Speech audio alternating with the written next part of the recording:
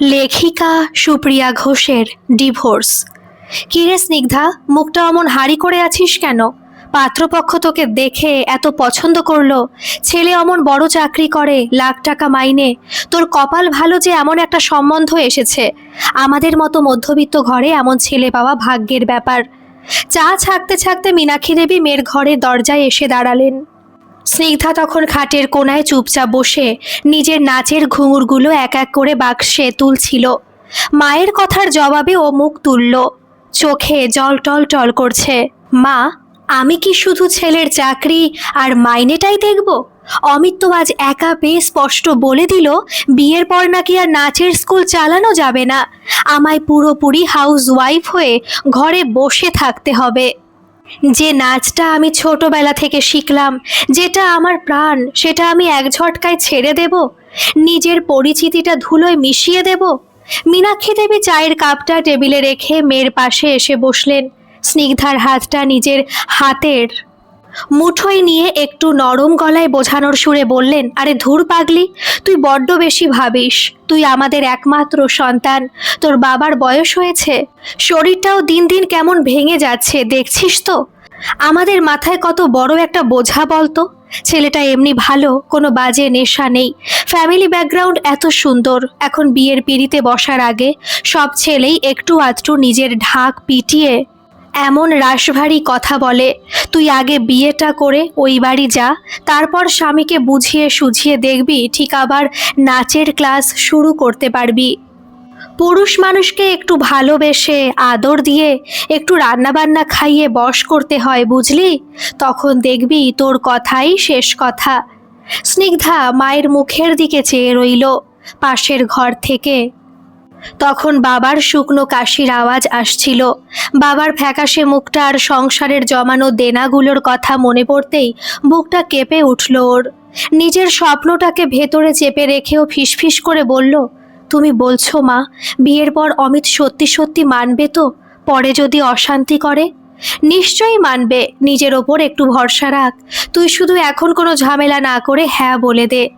বিয়ের পর প্রথম প্রথম দিনগুলো একরকম নতুনত্বের মোড়কে কেটে যাচ্ছিল, কিন্তু সময়ের সাথে সাথে অমিতের আসল রূপটা স্পষ্ট হতে লাগলো।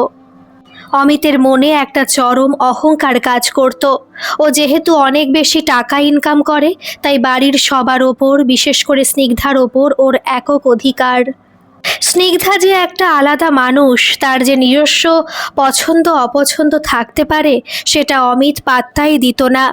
একদিন রাতে ডাইনিং টেবিলে খাবার বেড়ে স্নিগ্ধা অনেকক্ষণ ধরে অপেক্ষা করছিল। অমিত অফিস থেকে ফিরে সোফায় ধপ করে বসে জুতোটা লাথি মেরে খুলল। স্নিগ্ধা জল এগিয়ে দিতেই অমিত গ্লাসটা নিয়ে এক চুমুকে খেয়ে বেশ কড়া গলায় বলল, আজকে আলমারির ওপরে তাক থেকে নাচের একটা পুরনো অ্যালবাম আর সিডি পেলাম। ওসব কি এখনো ঘরে জমিয়ে রেখেছো? আমি বিয়ের আগেই তোমাকে পরিষ্কার বলে দিয়েছিলাম, আমার বাড়িতে ওসব কালচারাল নাটক চলবে না। আমার স্ট্যাটাসের সাথে ওসব খাপ খায় না। স্নিগ্ধা মাথা নিচু করে বলল, ওটা জাস্ট একটা পুরনো অ্যালবাম অমিত, আমার ছোটবেলার স্মৃতি। আমি তো আর এখন নাচছি না, ঘরেই বসে আছি। ওটা থাক না এক কোণে। না, থাকবে না। ওসব স্মৃতির দোকান খুলে বসার দরকার নেই। মনে রেখো, এই সংসারের একটা সুতো কিনতে গেলেও আমার টাকা লাগে। আর তুমি যে প্রতিদিন হাত খরচ করছো, জামা কাপড় কিনছো, সেটাও আমার দেওয়া টাকা। তাই আমি যা পছন্দ করব এ বাড়িতে, সেটাই শেষ কথা। আমার অবাধ্য হওয়া আমি একদম পছন্দ করি না। অমিতের গলার স্বর তীক্ষ্ণ শোনালো। দিন যত যেতে লাগলো, অমিতের এই আধিপত্য খিটখিটে মেজাজে আর কথায় কথায় অপমানের রূপ নিল। স্নিগ্ধা ঘরের কোনো কাজ একটু এদিক ওদিক করলেই অমিত সবার সামনে চেঁচিয়ে উঠত, তোমার মা বাবা কি শুধু মেয়েকে বড়ই করেছে, কোনো কাজকর্ম শেখায়নি? নাকি বড় ঘরের ছেলে পেয়ে আহ্লাদে আটখানা হয়ে সব ভুলে বসে আছো? এই তরকারিতে নুন হয়েছে? এত বড় ধাড়ি মেয়ে, একটা রান্না ঠিকঠাক করতে পারো না? অযোগ্য একটা। স্নিগ্ধা কেঁদে উঠে বলল, তুমি যা খুশি আমায় বলো অমিত, আমার খামতি থাকলে আমায় বকো, কিন্তু কথায় কথায় আমার বাবা মাকে তুলে অপমান করো না। ওনারা তোমার কি ক্ষতি করেছেন? মুখ সামলে কথা বলো স্নিগ্ধা। কার টাকায় খাচ্ছ আর কার সামনে দাঁড়িয়ে আওয়াজ তুলছো সেটা ভুলে যেও না। এই বাড়ি থেকে আমি একদিন টাকা দেওয়া বন্ধ করলে তোমার ওই বুড়ো বাপের প্রেশারের ওষুধ জুটবে না। অকৃতজ্ঞ কোথাকার। ঘর থেকে হনহন করে বেরিয়ে গেল অমিত। স্নিগ্ধা রান্নাঘরের মেঝেতে বসে দুহাতে মুখ ঢেকে কাঁদতে লাগলো। ও তো একটা রক্ত মাংসের মানুষ, ওরও তো ইচ্ছে করে আর পাঁচটা সাধারণ মেয়ের মতো স্বামী ওর পাশে এসে বসুক, হাসি মুখে দুটো কথা বলুক, অফিস থেকে ফেরার পথে কখনো ভালোবেসে একটা পছন্দের বেলফুলের মালা এনে দিক। কিন্তু তার বদলে জুটল শুধু এক বুক ভয়, মানসিক অত্যাচার আর প্রতিনিয়ত ছোট হওয়া। ও যেন এই বাড়ির একটা কেনা গোলাম। সহ্যের সীমা ছাড়িয়ে যাওয়ায় একদিন দুপুরে স্নিগ্ধা আর থাকতে না পেরে আড়ালে গিয়ে মাকে ফোন করলো। মা, আমি আর পারছি না গো, অমিত মানুষ নয়। ও কথায় কথায় আমায় তোমাদের তুলে অপমান করে। সামান্য একটা ভুলের জন্য যা তা শোনায়। ও আমায় মানুষ বলেই মনে করে না মা, কোনো সম্মান দেয় না। আমি এই নরকে আর থাকতে পারছি না, আমি চলে আসব। ফোনের ওপারে স্নিগ্ধার গলা বুজে এলো, ও কেঁদে ফেলল। মীনাক্ষী দেবী ওপার থেকে একটা দীর্ঘশ্বাস ফেলে একটু বিরক্ত হয়েই বললেন, আহা স্নিগ্ধা, সংসারে ওটুকু একটু আধটু অশান্তি কোন ঘরে না হয় বলতো? পুরুষ মানুষ অত বড় চাকরি করে, অফিসে কাজের কত চাপ থাকে, বাইরে কত ধকল সামলাতে হয়। একটু আধটু রাগারাগি করলে তুই মুখ বুজে থাকবি? একটু মানিয়ে গুছিয়ে নে মা, রাগ কমলে দেখবি আবার ঠিক জড়িয়ে ধরবে। মেয়েদের একটু সহ্য করতে হয়, নইলে সংসার টেকে না। কতটা সহ্য করব মা, নিজের আত্মসম্মান পুরোপুরি বিসর্জন দিয়ে? ও যে প্রতিদিন আমায় তিলে তিলে মেরে ফেলছে, সেটা তোমরা বুঝতে পারছো না? স্নিগ্ধা মরিয়া হয়ে জানতে চাইল, কিন্তু ওপার থেকে মা শুধু একটাই চেনা কথা আউড়ে গেলেন, আর কটা দিন দেখ, একটু মানিয়ে নে। মায়ের ওই একই কথা, আর কটা দিন দেখ, একটু মানিয়ে নে। শুনতে শুনতে স্নিগ্ধার কান পচে গিয়েছিল। ও প্রতিদিন চেষ্টা করত নিজের ভেতরের কষ্টটাকে চেপে রাখতে। অমিত অফিস থেকে ফেরার আগে ঘরদোর একদম পরিপাটি করে গুছিয়ে রাখত। ওর পছন্দের রান্না করত, স্নানের জল থেকে শুরু করে চা খাবার সব টেবিল সাজিয়ে রাখত। ও চেয়েছিল আর যাই হোক, অমিত যেন খুঁত ধরার কোনো সুযোগ না পায়, অন্তত দুটো শান্তিতে কথা তো বলবে। কিন্তু অমিতের স্বভাব বদলালো না, বরং দিন দিন ওর অহংকার আর খামখেয়ালিপনা আরও বাড়তে লাগলো। সেদিন অমিত অফিস যাওয়ার সময় চশমার খাপটা টেবিল থেকে নিতে ভুলে গিয়েছিল। দুপুরে ও যখন অফিস থেকে স্নিগ্ধাকে ফোন করলো, স্নিগ্ধা তখন সবে রান্নাঘর গুছিয়ে উঠেছে। হাদার মতো ঘরে বসে বসে সারাদিন করোটা কি তুমি? আমার চশমার খাপটা আমি টেবিলে রেখে গিয়েছিলাম, সেটা ব্যাগে ঢুকিয়ে দিতে পারলে না? এই সামান্য কাণ্ডজ্ঞানটুকুও নেই? ওপার থেকে অমিতের গলার আওয়াজ ড্রয়িং রুমে বসে থাকা কাজের মাসিও শুনতে পাচ্ছিল। স্নিগ্ধা শান্ত গলায় বলল, তুমি তো ওটা আলমারির ওপর রেখেছিলে অমিত, টেবিলে তো ছিল না। আর যাওয়ার সময় তুমি এত তাড়াহুড়ো করছিলে যে। আমায় একদম পাল্টা যুক্তি দেবে না স্নিগ্ধা।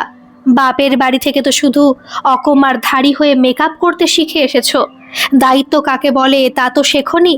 মুখ বুজে নিজের ভুলটা স্বীকার করতে পারো না, খালি মুখে মুখে তর্ক। খট করে ফোনটা কেটে দিল অমিত।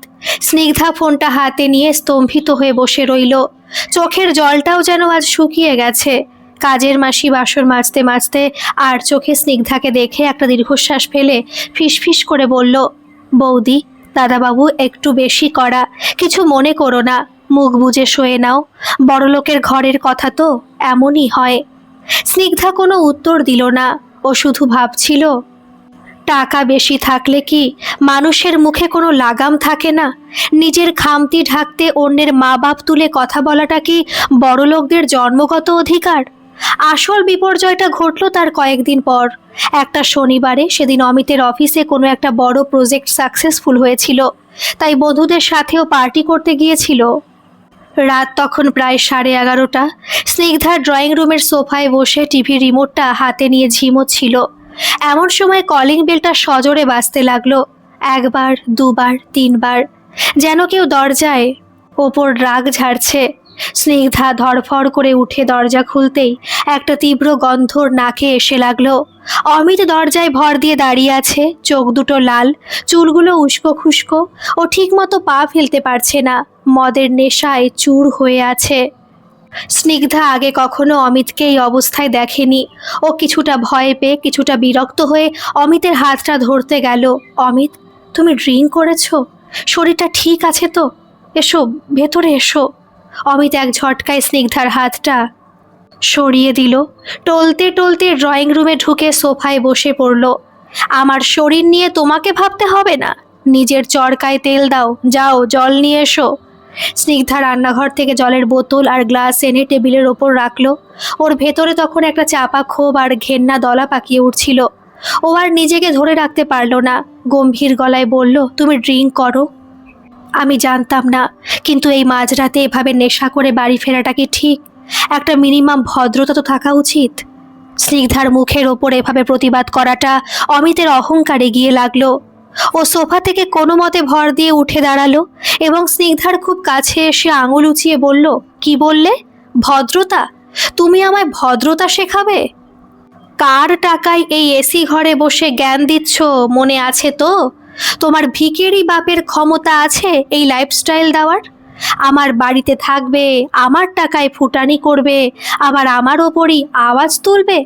অমিত, মুখ সামলে কথা বলো। টাকা থাকলে সব কেনা যায় না। তুমি নিজেকে কি ভাবো বলো তো?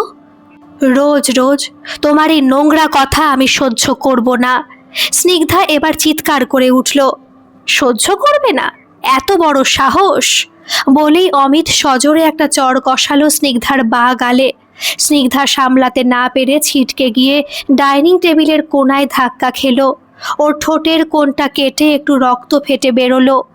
ঘরের নিস্তব্ধতা ভেঙে শুধু অমিতের ভারী নিঃশ্বাসের শব্দ পাওয়া যাচ্ছিল। ও রাগে কাঁপতে কাঁপতে নিজের শোয়ার ঘরের দিকে চলে গেল আর দরজাটা দড়াম করে বন্ধ করে দিল। স্নিগ্ধা মেঝের ওপর বসে রইল, বা গালটা দাউ দাউ করে জ্বলছে।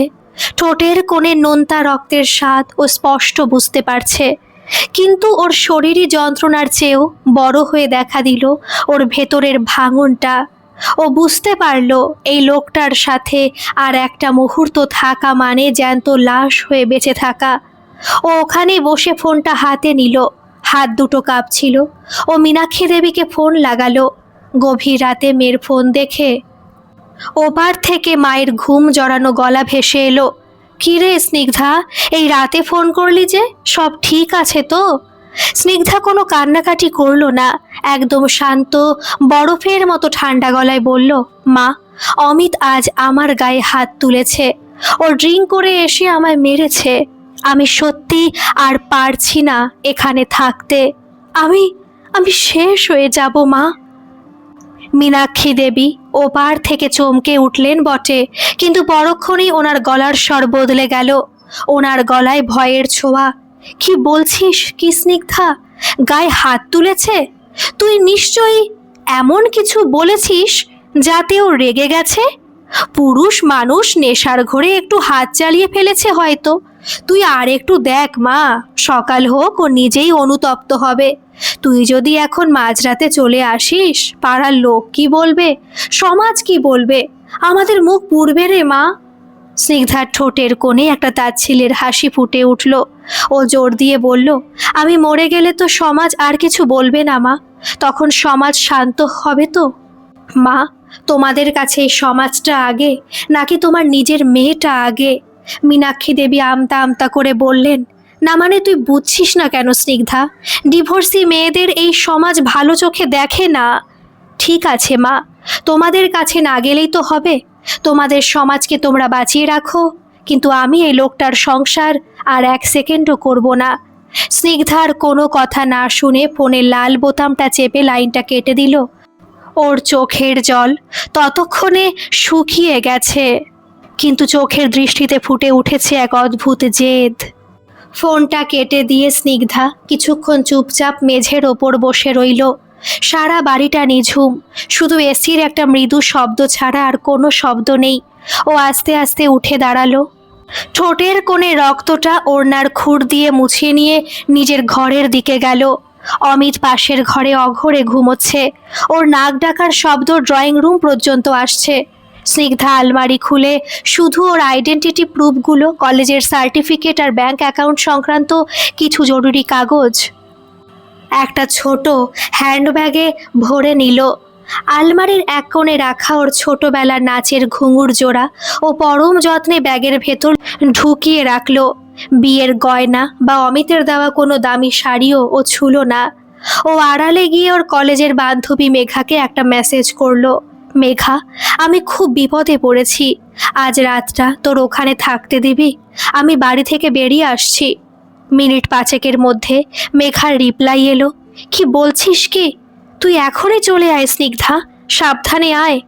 স্নিগ্ধা আর এক মুহূর্ত নষ্ট করলো না, আলতো পায়ে সদর দরজাটা খুলে ও বাইরে বেরিয়ে এলো।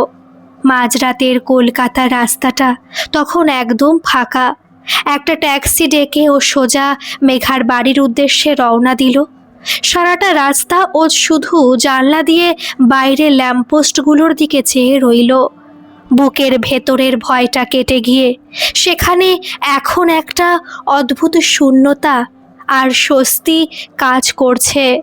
পরদিন সকাল 9টা, মেঘার ফ্ল্যাটের বারান্দায় বসে স্নিগ্ধা সবে চায়ের কাপে চুমুক দিয়েছে।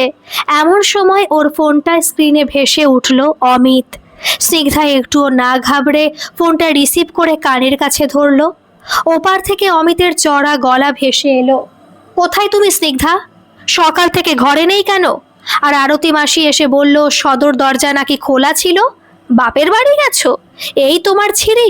কাল রাতে সামান্য একটা ঘটনার জন্য এভাবে না বলে ঘর ছেড়ে চলে গেলে?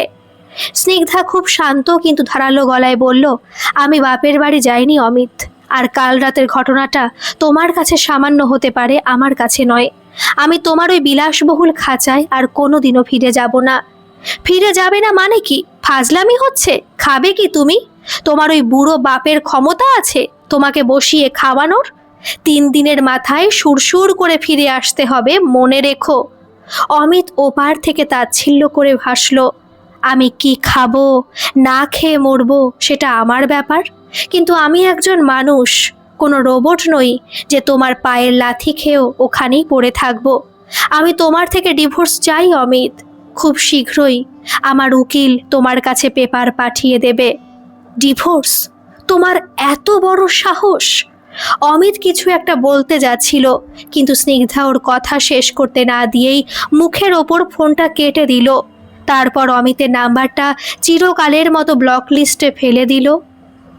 মেঘার দিকে তাকিয়ে স্নিগ্ধা বলল, মেঘ, আজ থেকে আমার একটা নতুন লড়াই শুরু। আমার একটা মাথা গোজার ঠাঁই দরকার, আর আমার নাচের স্কুলটা আমাদের নতুন করে শুরু করতে হবে। নিজের পায়ে দাঁড়াতেই হবে। মেঘা ওর হাতটা চেপে ধরে বলল, তুই চিন্তা করিস না, যতদিন না নিজের ব্যবস্থা হচ্ছে তুই এখানেই থাকবি। আর নাচের ক্লাসের জন্য আমার চেনা একটা ছোট হল ঘর আছে, ওটার মালিকের সাথে আমি কথা বলবো। এরই মধ্যে স্নিগ্ধার মা মীনাক্ষী দেবী ফোনে বারবার কান্নাকাটি করতে লাগলেন। ওনার এক কথা, তোর বাবা একদম মনমরা হয়ে গেছে রে স্নিগ্ধা, লোকজন আমাদের মুখে চুনকালি দিচ্ছে, পাড়ার লোক নানা কথা বলছে, তুই একবার বাড়ি আয় মা, অন্তত আমাদের মুখ চেয়ে একবার বাড়ি আয়। বাবার শরীর খারাপের কথা ভেবে স্নিগ্ধার নিজেকে আটকে রাখতে পারল না। ও মেঘাকে বলে 2 দিনের জন্য নিজের বাপের বাড়িতে গেল। স্নিগ্ধা যখন ওদের পাড়ায় ঢুকলো ও স্পষ্ট বুঝতে পারল চারপাশের চেনা মানুষগুলোর চাউনি কেমন বদলে গেছে। রিকশা থেকে নেমে ওদের গলিতে ঢুকতেই মোড়ের মাথায় দাঁড়িয়ে থাকা চেনা কাকু কাকিমারা আর চোখে ওকে দেখতে লাগলো এবং ফিসফিস করে নিজেদের মধ্যে কথা বলতে শুরু করলো। পাড়ার লোকে ইতিমধ্যেই জেনে গেছে যে স্নিগ্ধা বরের ঘর ছেড়ে চলে এসেছে। ওদের বাড়ির সদর দরজা পেরিয়ে বসার ঘরে ঢুকতেই স্নিগ্ধা দেখল বাবা বিছানায় শুয়ে আছেন, মুখটা খুব ফ্যাকাশে। মা পাশে বসে আছেন, চোখ মুছে। স্নিগ্ধাকে দেখে মীনাক্ষী দেবী কেঁদে উঠলেন, কি সর্বনাশ করলি মা, অমন সোনার টুকরো জামাই, অত বড়লোক ঘর। এমন সময় পাশের বাড়ির রমা কাকিমা কোনো কাজ ছাড়া শুধু কৌতূহল মেটাতে ওদের বাড়ি বয়ে চলে এলেন। উনি সোফায় বসে বেশ একটা ঠেস দেওয়া গলায় স্নিগ্ধাকে জিজ্ঞেস করলেন, হ্যাঁ রে স্নিগ্ধা, কি এমন হলো যে মানিয়ে নিতে পারলি না মা? আজকালকার মেয়েদের ধৈর্যের বড্ড অভাব। অমন বড়লোক স্বামী রাজার হালে রেখেছিল তোকে, তুই চট করে চলে এলি। নিশ্চয়ই অন্য কোনো ব্যাপার আছে। আজকালকার দিনে তো আবার অন্য জায়গায় প্রেম ট্রেমে জড়িয়ে পড়ে মেয়েরা। রমা কাকিমার এই নোংরা ইঙ্গিতটা স্নিগ্ধার কানে বিঁধল। ও আর চুপ করে থাকলো না। রমা কাকিমার একদম মুখোমুখি দাঁড়িয়ে স্পষ্ট গলায় বলল, কাকিমা, দিন শেষে আমিও একটা রক্ত মাংসের মানুষ। আমারও নিজস্ব একটা আত্মসম্মান রয়েছে। শুধুমাত্র স্বামীর অনেক টাকা আছে বলেই আমাকে সেখানে মুখ বুজে প্রতিদিন অপমান আর লাথি সহ্য করতে হবে এমন কোনো মানে নেই। আর কোনো মেয়ের ডিভোর্স হওয়া বা ঘর ছেড়ে চলে আসা মানে যে সব সময় মেয়েদেরই দোষ কিংবা তার অন্য কোথাও সম্পর্ক আছে, এই সস্তা নোংরা মানসিকতাটা এবার আপনারা ভাবা বন্ধ করুন। স্নিগ্ধার এমন সপাট জবাবে রমা কাকিমার মুখটা চুন হয়ে গেল। উনি আর এক মুহূর্ত না দাঁড়িয়ে গজগজ করতে করতে বাড়ি থেকে বেরিয়ে গেলেন। স্নিগ্ধা এবার মায়ের দিকে ঘুরে তাকালো। ওর চোখে এখন আর কোনো ভয় নেই, আছে এক বুক আত্মবিশ্বাস। রমা কাকিমা চলে যাওয়ার পর ঘরটায় বেশ কিছুক্ষণ একটা থমথমে নীরবতা বিরাজ করছিল। মীনাক্ষী দেবী মেয়ের এই রূপ আগে কখনো দেখেননি। তিনি খাটের কোণায় চুপচাপ বসে রইলেন। স্নিগ্ধা আলতো পায়ে বাবার বিছানার পাশে গিয়ে বসল। বাবার ফ্যাকাশে হাতটা নিজের হাতের মুঠোয় নিতেই বৃদ্ধ মানুষের চোখ দিয়ে দুফোঁটা জল গড়িয়ে পড়ল। আমায় ক্ষমা করে দিস মা, তোর মায়ের কথায় সায় দিয়ে তোকে নরকে ঠেলে দিয়েছিলাম। তোর এই অবস্থার জন্য আমরাই দায়ী রে, হরেন বাবু ভাঙা গলায় বললেন। স্নিগ্ধা বাবার হাতটা একটু চেপে ধরে বললেন, তুমি নিজেকে দোষ দিও না বাবা, যা হওয়ার হয়ে গেছে। কিন্তু আমি আর পেছন ফিরে তাকাবো না। আমি ভাঙবো তবু মচকাবো না। তোমরা শুধু আমার ওপর একটু ভরসা রাখো। বাপের বাড়িতে দুদিন কাটিয়ে স্নিগ্ধা আবার মেঘার ফ্ল্যাটে ফিরে এলো। এবার আর বসে থাকার সময় নেই। মেঘা ওর চেনা সেই হল ঘরের মালিকের সাথে কথা বলে রেখেছিল। জায়গাটা খুব বড় না হলেও জনাকুড়ি ছাত্রছাত্রী নিয়ে নাচের ক্লাস শুরু করার জন্য একদম উপযুক্ত ছিল। স্নিগ্ধা নিজের গচ্ছিত সামান্য কিছু টাকা আর মেঘার থেকে ধার নেওয়া কিছু টাকা দিয়ে হলঘরটা 1 মাসের জন্য ভাড়া নিল। তারপর নিজেই একটা সাধারণ কাগজে সুন্দর করে লিখে লিফলেট বানালো, নৃত্যাঙ্গন, নতুন করে পথ চলা। মেঘা আর ও মিলে পাড়ার মোড়ে চেনা পরিচিতদের বাড়িতে সেই লিফলেট পৌঁছে দিল। প্রথম দিন যখন স্নিগ্ধা ওই হলঘরের মেঝেতে পা দিল, ওর সারা শরীরে একটা অদ্ভুত শিহরণ খেলে গেল। ও আলমারি থেকে বের করে আনা ওর সেই পুরনো ঘুঙুর জোড়া কপালে ঠেকালো, তারপর পায়ে বাঁধল। প্রথম দিন মাত্র 3 জন ছোট বাচ্চা এসেছিল নাচ শিখতে, কিন্তু স্নিগ্ধার তাতে কোনো আক্ষেপ ছিল না। ও যখন সুরের তালে তাল মিলিয়ে তা থই থই করে পা ফেলল, ওর মনে হলো বিগত কয়েক বছরের সমস্ত অপমান লাঞ্ছনা আর ঘরের 4 দেওয়ালের বন্দি দশা থেকে ও সত্যি সত্যি মুক্তি পেয়েছে। স্নিগ্ধার শেখানোর আন্তরিকতা আর নাচের দক্ষতা দেখে আস্তে আস্তে বাচ্চার সংখ্যা বাড়তে লাগলো। 3 থেকে 10, 10 থেকে 20। 3 মাসের মাথায় পাড়ার সে চেনা মানুষগুলোই, যারা একদিন ওকে দেখে নাক কুঁচকেছিল, তারাই নিজেদের মেয়েদের স্নিগ্ধার কাছে নাচ শেখানোর জন্য পাঠাতে শুরু করলো। স্নিগ্ধা বুঝতে পারল, সমাজকে মুখে জবাব দেওয়ার চেয়ে নিজের কাজে জবাব দেওয়াটা অনেক বেশি শক্তিশালী। এদিকে অমিতের তরফ থেকে ডিভোর্সের পেপার প্রথমে আটকে রাখার চেষ্টা হয়েছিল।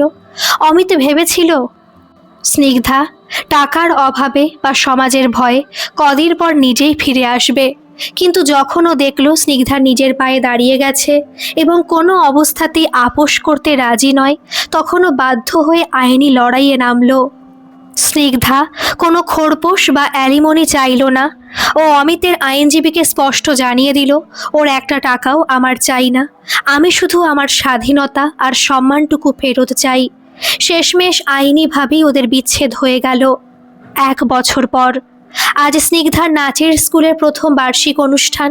স্থানীয় একটা ছোট অডিটোরিয়ামে আলো ঝলমল করছে। স্নিগ্ধার ছাত্রছাত্রীরা একের পর এক সুন্দর পারফর্ম করছে।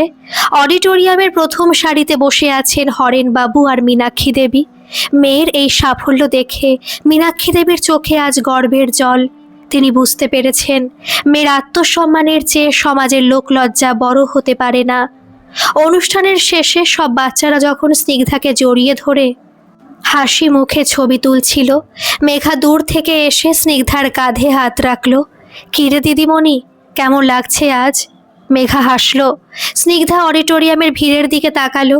ওর ঠোঁটে আজ কোনো ভয়ের ছাপ নেই, আছে এক তৃপ্তির হাসি। ও মেঘার দিকে তাকিয়ে বলল, আজ মনে হচ্ছে আমি সত্যি সত্যি বাঁচছি রে মেঘ। টাকা হয়তো আমার কাছে এখন অমিতের মতো অত নেই, কিন্তু প্রতিদিন সকালে উঠে আয়নার সামনে দাঁড়িয়ে নিজের চোখের দিকে তাকানোর যে শান্তি, তার কোনো বিকল্প হয় না। আমি নিজের পরিচয়টা ফিরে পেয়েছি। বাইরে তখন একটা হালকা হাওয়া দিচ্ছিল। স্নিগ্ধা আকাশের দিকে তাকালো। সেই আকাশটা আজ আর কোনো খাঁচায় বন্দি নয়, ওটা এখন পুরোপুরি ওর নিজের। কোনো মানুষের অর্থনৈতিক সফলতা বা বড় চাকরি তার খারাপ আচরণ কিংবা অন্যকে ছোট করা লাইসেন্স হতে পারে না। আত্মসম্মান হলো মানুষের বেঁচে থাকার আসল অক্সিজেন।